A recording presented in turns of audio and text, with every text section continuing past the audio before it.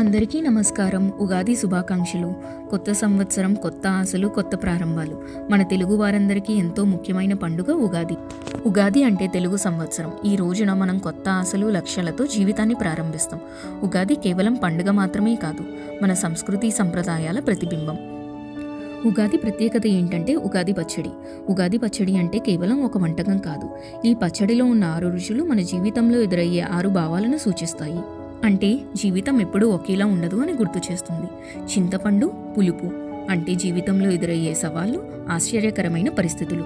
మామిడి, తీయటి పులుపు, కొత్త ఆశలు, కొత్త ప్రారంభాలు.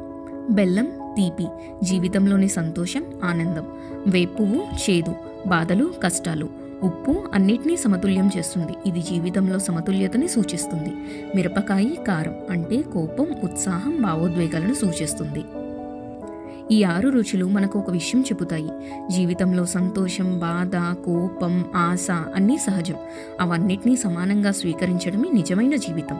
ఈ ఉగాది మీ జీవితంలో ఆనందం, ఆరోగ్యం, విజయాలను తీసుకురావాలని మనస్ఫూర్తిగా కోరుకుంటున్నాం.